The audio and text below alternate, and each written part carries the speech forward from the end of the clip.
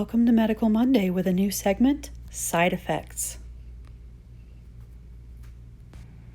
The 5 diseases I deal with include PCOS, adult onset asthma, autoimmune hepatitis, IBS-C, and anxiety.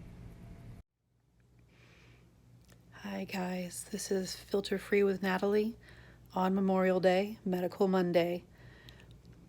I want to apologize in advance for my face and probably my tone. I have a bad headache today and I can't take anything for it, so I'm just kind of muddling through here a little bit. I want to really go a little more in depth today about the illnesses that I'm going through or dealing with, and also specifically the overlap of all the symptoms. The more you have generic symptoms for anything means the harder it's going to be for you to figure yourself out and what's going on. I've been going through this. I realized that I was sick a long time ago. I've been sick since I was a teenager, but this is a progressive disease, so it didn't happen overnight. And of course, I'm forgetting what I was saying. I'm just coming here to let you know some more in-depth information. A lot of people don't understand what autoimmune hepatitis is or how it affects your life. And people hear hepatitis, they're like, ooh, this is not viral. This is not, and even if it was, it happens, life happens, but it's not a viral hepatitis. It is an autoimmune hepatitis, which is a more rare condition. So I don't see that, that's not a brag, that's a crap, because the more your illness is not known, the less research there is, the less innovative treatments there are. So I'm going to give some more in-depth information, and I do have some new information about medical marijuana and its role in my illnesses. So stick around for that. And I apologize again. Face, tone, it's just because my head is going to explode. But I promise if it does, I'll get it on video because people love a train wreck. So if you are ready to grow, let's go. PCOS is polycystic ovarian syndrome, and there are many side effects that come along with that, as you can see here. While PCOS is named for its polycystic ovarian syndrome, it's actually a disorder of the pituitary gland affecting hormones, including estrogen, which led me to endometrial cancer. I had to have a hysterectomy to correct that. Not even a year before I was diagnosed with cancer, I was already diagnosed with adult onset asthma. Every disease I have, including asthma, are all related to an inflammatory response in my body. Ever since I was about 19, I have been told that I have symptoms matching fatty liver disease, but I didn't have almost any of these symptoms until much later, leading me to believe it wasn't actually fatty liver, just an assumption because I myself was overweight at the time of the doctor's visit.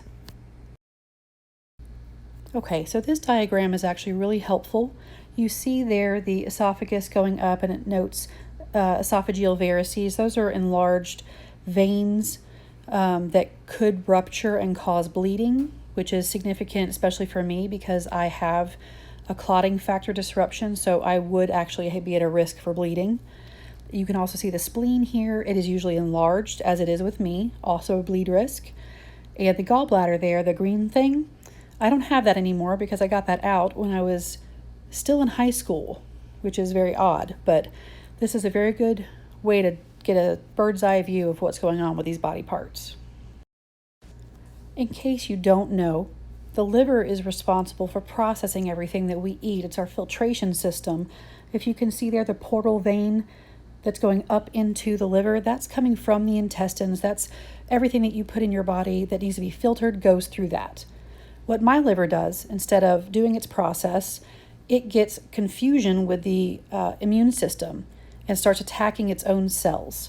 The varices I mentioned in the prior video clip, this is what it would look like if you are ruptured and bleeding And this right here is an actual depiction of what the liver would look like. Disregard the hep C note, but I would be stage 4 cirrhosis.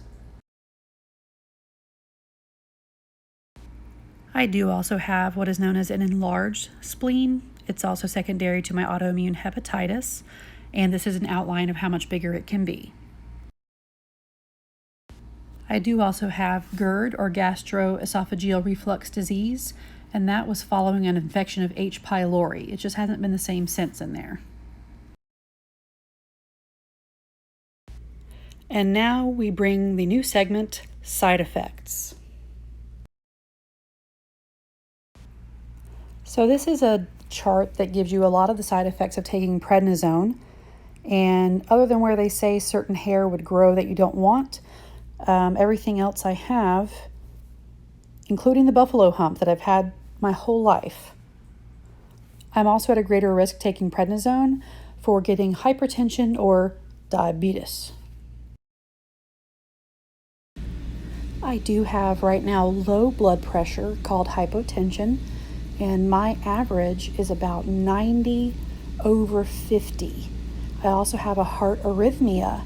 Atrial fibrillation is usually what's detected. It comes from my medication, my azathioprine. So this is side effects. I'm going to talk about the two main medications two main medications I take for my autoimmune hepatitis and other inflammatory diseases.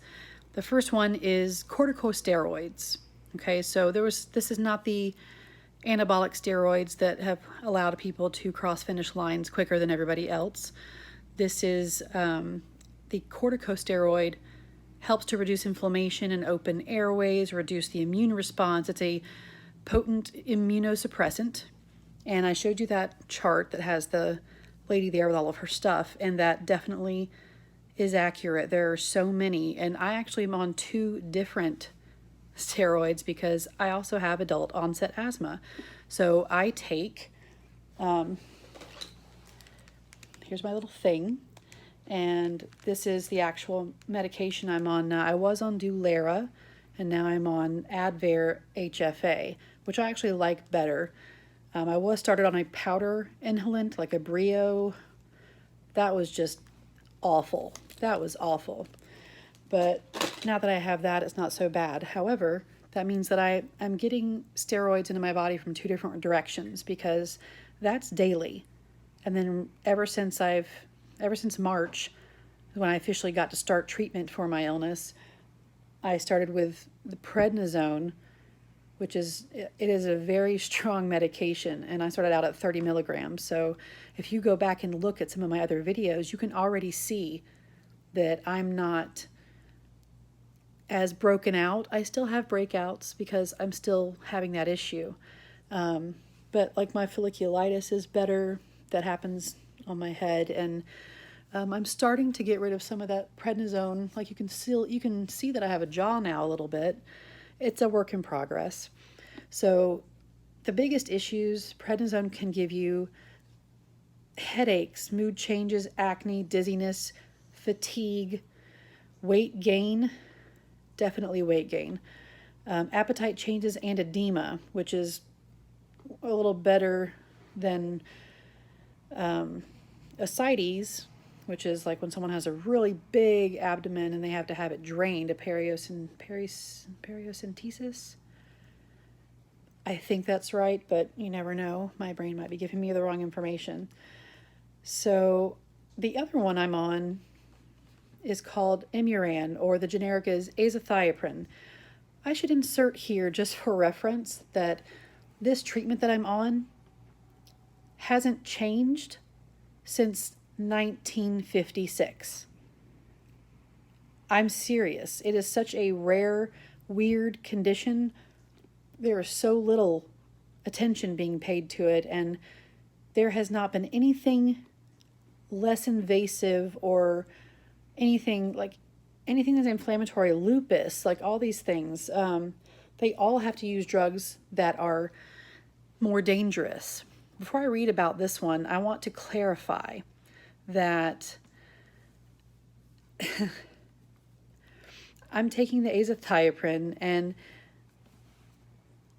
I was, okay, there's been a lot of discussion in the media about hydrochloroquine. I'm not talking about Trump. I'm not talking about politics. I'm talking about a whole country being aware of a medication they may not have known existed unless they went somewhere where they had to prevent malaria. It's a lot of these drugs are very dangerous when you look at them as far as how they impact the body. So this Imuran or azathioprine is similar. It has a similar concern as hydrochloroquine. In fact, that is a medication that is used for a lot of lupus and other autoimmune disorders. And now, thanks to President Trump pushing and pushing and pushing that, there are pharmacies all over the country that aren't able to fill prescriptions for people who have a diagnosed condition whose only option of treatment is hydroxychloroquine. Like, I'm not on that, thankfully. I'm on a different one that's also scary. The common side effects of the azathioprine I'm on, that's the immunosuppressant that specifically shut your immune system down. I started this. I had my biopsy for verifying my diagnosis. This journey started last July, and I got my diagnosis this March. It is not a quick process, and I was in so much pain throughout that. It's really a shame that we don't have a better way to address a lot of these conditions. So the most common dry mouth, which is, it's happening and I can't stand it. And for any of you who do partake of herbal, whether it is medical or recreational, this dry mouth, I swear, the worst dry mouth I've ever had using marijuana can't hold a candle to the dry mouth I get from azathioprine, including upset stomach, nausea, vomiting, diarrhea, loss of appetite, hair loss, or skin rash. There are some more dangerous side effects that are unfortunately not any less common, even though they like to say that they might be. But these are actually, I went somewhere where they actually have it correct, and these are the most common side effects other than those that I just read, that are pretty much the side effects for almost everything we take. But the other issues include leukopenia of various infections, nausea and vomiting, unusual bleeding or bruising, sign of infection or liver disease, or liver cancer. So I have, across the board, both of these drugs are immunosuppressant, okay? And then between the two of them, my nausea level, it's not okay. Just like it's not okay that I keep filming myself from the ground up because I get tired of holding my phone up. Also, excuse me, it's a tremor day. As you can tell, it's slightly Blair Witchy on this film. I'm sorry. So I used to be that person who would need to take something for sleep. I've had insomnia for decades.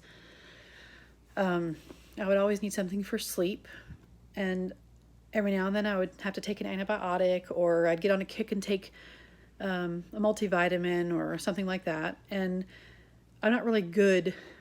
I'm not very compliant with medications. I don't like them. It doesn't matter what they are or what their effects are right out of the gate. I just don't want to take them at all. It's just irritating. And I've never been someone who's had to. But now, not only do I have to, but I have to have this really big thing, and I have to fill it up every week, and I have a cheat sheet on the back because my memory sucks. And if I don't go through it and put it all in like that and just get it out of the bottles, that would be a really bad idea for me because I'm not good at being compliant. And I'm trying to take this as seriously as I can. So I am taking the stuff. I am doing it every day. I have a system. I check my vitals every day, blood pressure, heart rate, O2, how much oxygen I'm getting. I think that's the only things I actually test for, and my temperature. I do that every day because I have found that in this and other similar situations, I'm in this limbo. I'm too sick to be handled by a regular GI doctor. I'm not sick enough to be considered for transplant or anything like that, which I guess is good. The goal is to let you keep the liver you have, but my liver doesn't seem like it's going to be a full package kind of till I die situation, or it might be, I guess. Morbid. Sorry. I've had to, I'll go ahead and include that as a third side effect because it really is true. There is a unspoken side effect or two that I'd like to quickly address.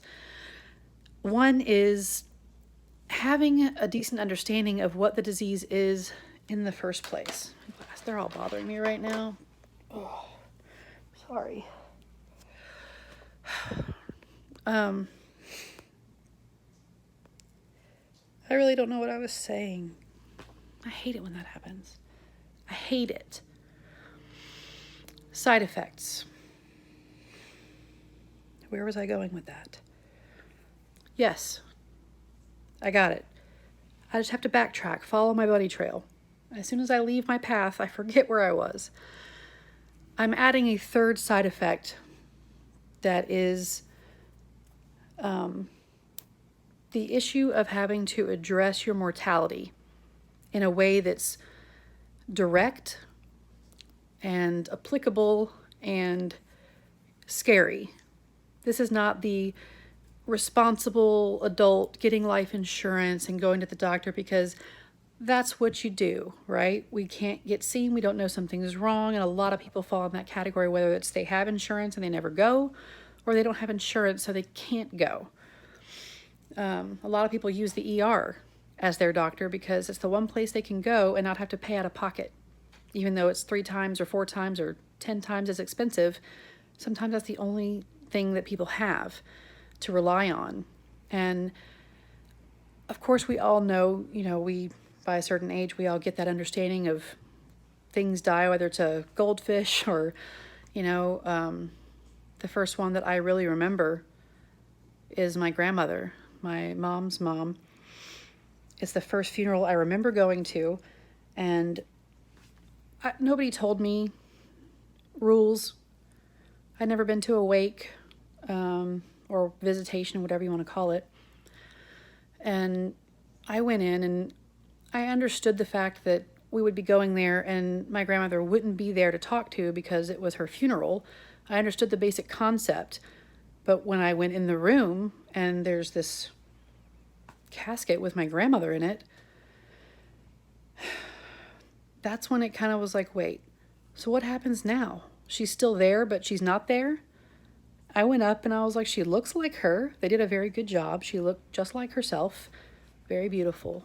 I miss her so much. And I didn't know. So I was like, well, this is the kind of kid I always was and kind of the adult that I am too. It just, now I have the understanding that there are consequences and they can happen to me.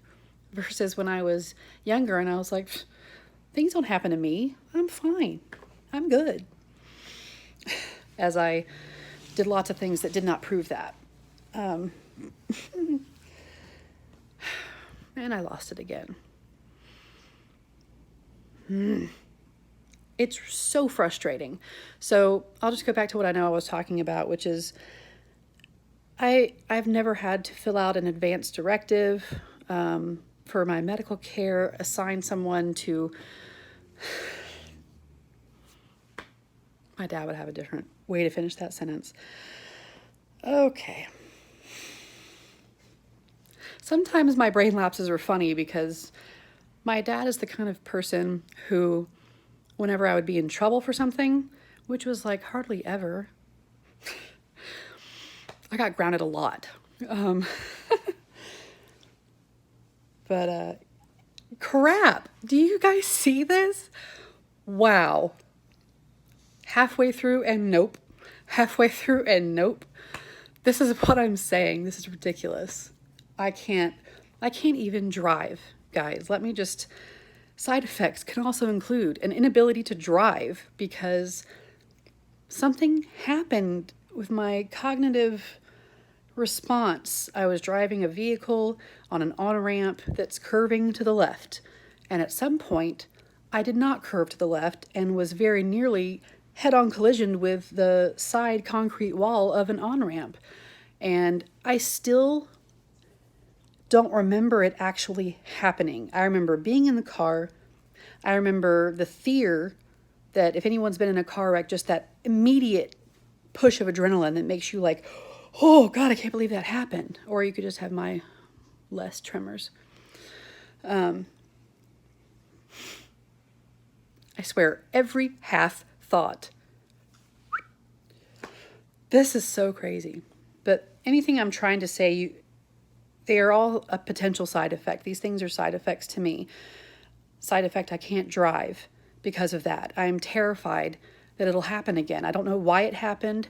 No one has been interested in telling them that it happened. It's like, so? You have all these diseases that are going to kill you anyway. Plus, doctors like to use that comparison of, well, yes, this medication can have a risk, but you're at a much greater risk than if you were to get in a car and have a car accident. That doesn't make any sense because you can't compare those unless you have around the same number of participants to compare.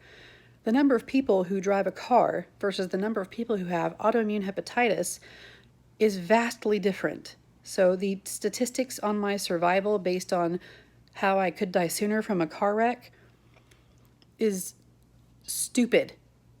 Just stupid. And this is the kind of stuff that I've been getting my backlash on. It's like, I have these concerns. Well, they're not our concerns. You have no idea that how bad your illness is, Natalie, is not anywhere close to the worst cases that I'm dealing with right now. I'm in this little limbo. I think I've said that already, but I'm in this limbo and I'm not well enough to work, drive, finish a sentence half the time. The fatigue is ridiculous. I mean, it's ridiculous. So these are some additional side effects I wanted to share with you. I'm sorry I went on, but I'm making a very distinct effort here to keep the video short. I tend to, exposition as long as I feel like it, and nobody has time for watching me do that, clearly. So I am trying to keep this short and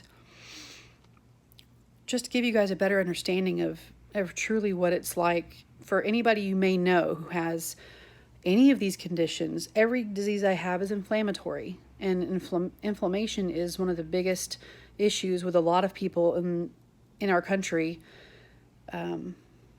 especially if they don't go to the doctor. I mean, like I said, I was 19 when I had my first positive ANA, anti-nuclear antibody, which just says there's a potential inflammation going on. There's a potential process here. It doesn't do a lot for you except for indicate that there are more tests that we should do. It's not helpful on its own. And some doctors just don't really give a rip if you have that positive or not. But my other labs and things I've had increased liver enzymes since I was 19 as well. And because I've always been more rotund than I have statuesque, it was just assumed that, okay, you have these elevated liver enzymes. They're not through the roof or anything. You seem fine. You're fat. So you probably just have fatty liver disease and you need to lose weight. See you later. Bye. And so I was like, okay, well, I guess when I lose weight, then that'll not be fat either. Because everybody who's fat says one day I may not be until they decide, crap, I may never be anything but this. And the only thing I'd say there is we got to just get used to what we have. I'm not happy with my stuff right now, but at least I'm here to have something to complain about. There are so many people who have lost people through this pandemic.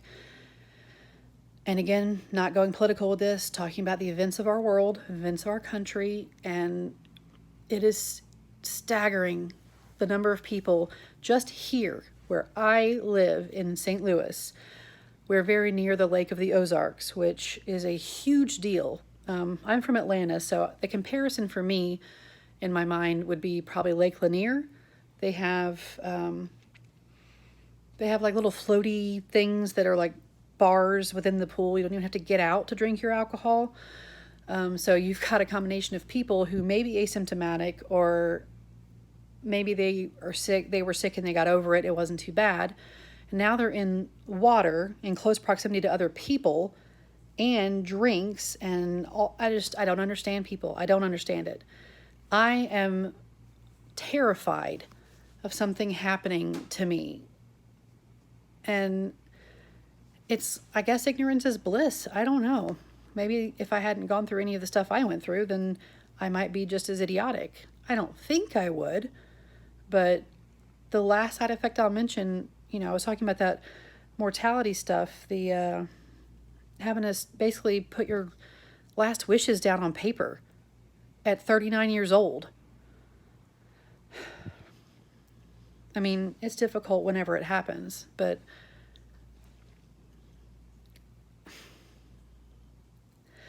I have a lot to be grateful for, but I don't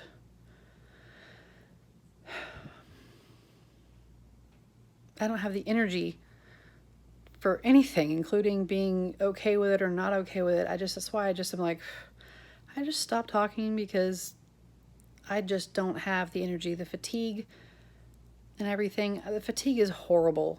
I mean, and anybody who's suffering with this, with a disease that's more progressed, more advanced than mine, I can't imagine. I'm in pain every day. I'm exhausted every day. I mean, I have to walk slow. I'm like, I have that big thing. I feel like I'm already an old lady before I've even had a chance to be a lady. Because I've always just been a girl. But now I'm a married lady. Oh. And that's a white sapphire, because I don't need someone to pay dowry for me to marry them. I just want the idea, the symbol of it. So what looks like a really expensive ring, it was not. But the fact that it is my wedding ring makes it completely priceless. So I'm going to go back to the presentation of today's Medical Monday information. But thanks for taking a minute to listen to me, or 21 minutes. It's way less than usual, though. Way less. So please stick around to the end. I still have some information to talk about, specifically with medical marijuana. What this will be is a quick understanding of how marijuana affects me. What this will not be is any sort of suggestion that this is a bad thing or that marijuana is bad to use. This is my experience. Okay. I should start by letting you know that I'm really upset about this, and I'm trying to hold the phone where I won't shake, but I don't have one of those things yet where I can just, like a tripod or a selfie stick or anything like that. I've been really creative a couple times, but I don't like the way I'm always like, so anyway, how are you? So medical marijuana, or marijuana use with the focus on alleviating symptoms, whether you go to a recreational place or a medical place. Don't forget my disclaimer at the beginning. Not a doctor, not suggesting illegal activity, yada, yada. So you have to remember that, well, you don't have to, but it's important for people to remember that even though it is definitely our right to want to have legalization across the country, because if you need it or want it, it's there. And if you hate it or didn't want it, just don't get it. Just don't go there. I don't understand why it's a problem, but whatever. The point here is to look at it as opposed to the, I got some bud. We're going to go outside and be buddies, you know what I'm saying? I totally feel what you're saying. I want to come with you outside. Let's go. A marijuana plant, just like any other herb, carries with it its potential risks and side effects. And while you compare them to pretty much anything else, it wins hands down. There is a caveat. And again, don't hate on me. I don't have an issue. Mary Jane is my friend. We are friends. However, just like anything else, you have an allergy to a medication. Like I tried to take Wellbutrin at the advice of my doctor a couple years ago, and within 3 or 4 days I broke out in hives. I'm allergic to that family of medications, so I can't take anything that's in that family of medications because I had to go to the ER. It was causing me to have my throat was swelling up, my tongue was getting large, and it's like, okay, where I was never allergic to anything, I'm allergic to chocolate and now Wellbutrin, and it's just really weird. So what was I saying? Stupid brain is not getting it together. Really? Oh, medical marijuana. Yeah, so, okay. So I think anybody who is familiar now with marijuana, more than hating it, if you like it or you're okay with it, you may have started to learn more about it, or you've been using it for years and you're grateful you don't have to, sit there and make that call and then, host your dealer with your own product to say thanks for selling you something in the first place, even though as they've chosen, that's their profession at the time. It's an etiquette. It's an old school stoner etiquette. I never really minded, because if you are really good with that person, you trade off. I'll do a bowl, you do a bowl, and then we're square. No big deal. But these days, you're supposed to go to the dispensary and get it the right way, not only because there's so much more there's so much more to help and so many more options, but also because you have no control over how that was grown if it's not from a place that, if nothing else, cares about its reputation and does an independent study and carries products that tell you exactly what you're getting it into and that have already been tested. So there's a risk for fungal infections when you smoke pot, especially if it's not been cured long enough. There's still too much moisture in that. So at this stage in my life, even if I didn't have what I'm about to discuss going on, I still would be uncomfortable with my health using marijuana of any sort without knowing how that whole grow process went, what they use to feed it, and how they treat it, and all of that, because that's important, like anything else, like this vaccine that we're all waiting on. If they just came out tomorrow and said, we found a vaccine, it's great, line up. Nope. I would not line up. I so would not. So I was very excited about the dispensary situation. I lived in Colorado when I had my first opportunity, and I learned so much. So if you're not someone who knows so much, I'm not going to get into all the hairy details, but I'm gonna touch on it to explain what's going on. So THC and CBD are the main components that we discuss and are familiar with. And in a dispensary, you actually get to know what percent has what in it. Like how much of this is CBD, how much of this is THC that gets activated to THCA, which is how it actually causes you to have the effects of euphoria and highness and laughter and munchies and all of those things. However, here comes the caveat. For me, and for anybody who has a lot of allergies or just has a sensitive system, there's a couple things to recognize. One is, if you've never gone from smoking to edibles or topicals, you need to approach those differently. It's like getting a pill versus an oral solution that's liquid versus an IV medication. It's all a medication, it's all going in your body, but there are different mechanisms depending on how you put it in.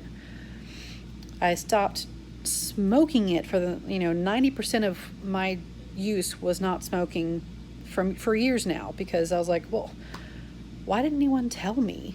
This whole time I could have been making edibles. Selfish. That is my preferred method because it lasts longer and you don't have the risks that are associated with the lungs. But even with edibles, now there's a reaction that I have tracked long enough that it's a pattern. For me, my heart rate is already about 10 points higher than it used to be, 5 to 10, and my blood pressure is also affected. And I thought, well, so I have anxiety, I have pain, I have nausea, I have fatigue, I have dry mouth already. Why wouldn't I use marijuana to help me with all of these things? And so I do. So I did. And then I started to track my vitals every day, as I've mentioned somewhere in this. And I noticed a distinct pattern of much higher heart rate while using that medication because my liver does not function optimally. My doctor seems insistent that I have compensated liver disease, compensated cirrhosis. I don't agree. Based on all of my symptoms, I meet every criteria for decompensating, but I think the issue is it's not just one or the other, even though they say you either have cirrhosis or you don't. It's just binary. I'm like, I don't think so in this category. I think it's linear. I think you can have a progression because he's trying to base my faith of treatment on the idea that it can be potentially reversed or healed. Every time I read anything about it, it's no, that won't happen. But I didn't focus on what could affect my body because of my liver until I started to notice some patterns. When I use marijuana, and again, it's usually edible, but I've tested this both directions just to be sure. What it does, and this is, I think I've mentioned this in a prior video, but who knows who's watched what, it drops your blood pressure, and therefore anything that reduces your blood pressure also carries with it the desire or the need to increase your heart rate. If your blood pressure is too low, then your heart will start beating faster because it needs its blood throughout the body. The body needs your blood to be where it needs to be at all times. So if you're exposed to something that creates a low blood pressure, then it's not getting there as fast. The low blood pressure is also what could be a risk for blood clots, deep vein thrombosis. Those can go from your legs, go all the way up your body, lodge in your lungs or your heart, and then it becomes a very risky, potentially fatal issue.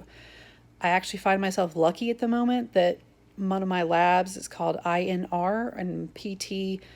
It's the prothrombin rate. It has to do with your clotting factor, basically. So not only do I have my spleen rejecting the idea of supporting platelets, but I actually have increased INR, and that leads to bleed risk. Right now, I would not be at as risk of blood clot so much as I would be at risk for bleeding. So my heart rate at some point was about 115 or 119 even. The kind of blood pressure that a normal person may have with gentle exercise like walking or like brisk walking or riding a bike, something where you have a little give and take. You're not having to put in all of your effort because, like the bike gives you momentum and you can stop walking anytime you want if you're doing a walk. But I was having the heart rate of someone who was doing some sort of exercise, some sort of physical exertion, while my blood pressure suggested that I was, in a coma. I don't know what the actual stats are for people in comas. It's just how it feels. But dangerously low. My blood pressure drops really low anyway. So this is not just that it's marijuana's fault. It's not. It's just a plant. It just does what it does. But it increases my heart rate on top of the fact that my disease increases my heart rate. It lowers my blood pressure the way my disease already lowers my blood pressure. So I'm compounding that. And I thought for sure I would be wrong and it's something else because everything's all over the place. So then I was like, okay, well, the only way to test this is to now stop using any of that and see what happens. And I didn't want to be right.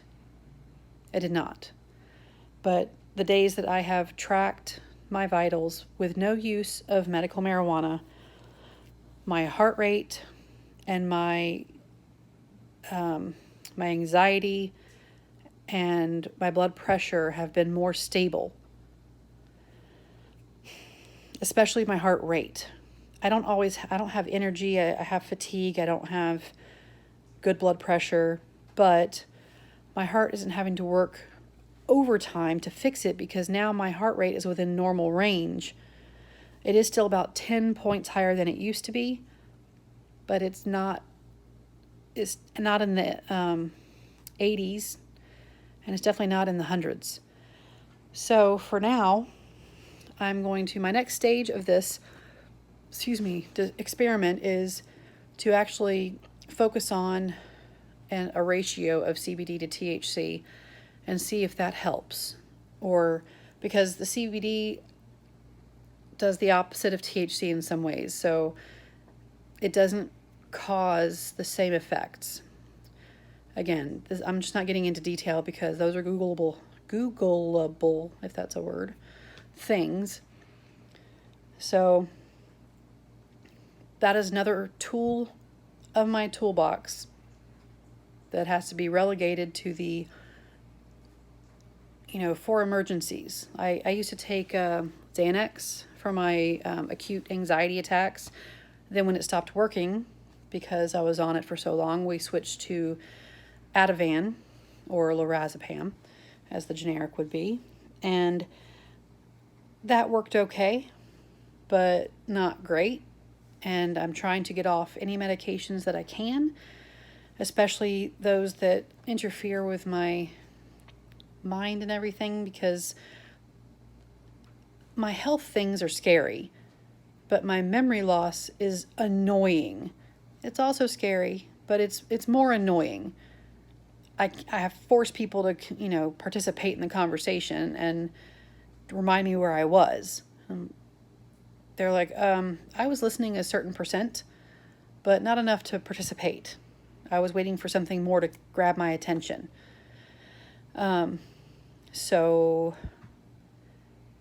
next step is going to be trying to see how using CBD alongside THC would allow a balance that would not increase my heart rate or further complicate a low blood pressure. So that will be something that I am going to do next. So I will update after I've had that opportunity.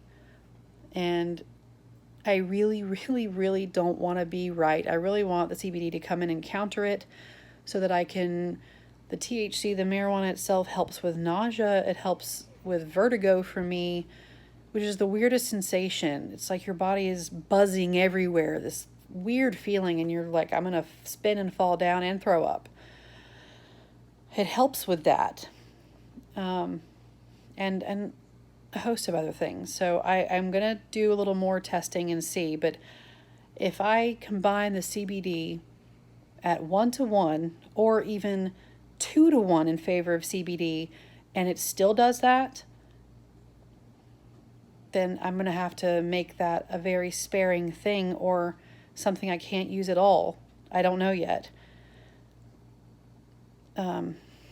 I'm pretty upset about it just because it's like the one thing I have in my control that I know helps in other regards, because everything else is a prescription. I can't have anything else I need unless somebody else agrees I need it.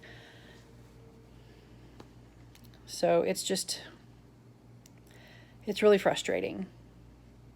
And it makes me nervous having to rely on pharmaceuticals alone. And I'm hoping that's not the case. But I have to be responsible. I have to look at it like side effects of any other medication, and just weigh out the benefit versus the risk. So right now, I believe the next step is to test out what happens when CBD is in the picture on purpose. So fingers crossed, guys, fingers crossed. So I just wanted to also say thank you for taking time to watch this video. I've been asking for some feedback. Nobody's really making any comments besides my wife, which thank you. I appreciate it. And my aunt, but Denise, you wrote something too, and I read it. She's the only one who's probably going to get that, unless other family members are watching this from my dad's side of the family. But if you only reach one person, I hope it's you. Just take a left on Nina Millie. I'm leaving it alone. If you don't get the joke, then you're not in the loop this time. It's okay. I really just wanted to say thanks for watching. Please like, subscribe, share, make a comment for me. It not only helps my channel grow just by having that interaction, but it also helps me to know that you're enjoying it or whatever your feeling is about it. My goal is to have these things reach more people so that they get a better understanding.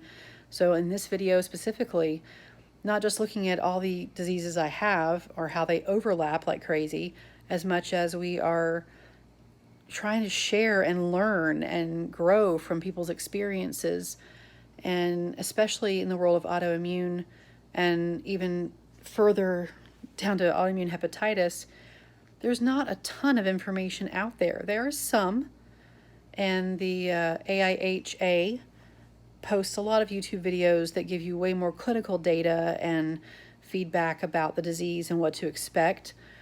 And sometimes what you need is some anecdotal information, like what I'm providing, that is not clinical or medical advice, but my anecdotal experience with my condition, because sometimes you need the person's feedback. How did it work for you? And there's just not a lot out there compared to some other illnesses. So that really is my main goal. I'm trying to be effective and informative and hopefully entertaining as well. I'm a work in progress, and maybe one day I'll look back on all of my first videos and cringe like some people do, or I'll just look back at it as, you have to start somewhere.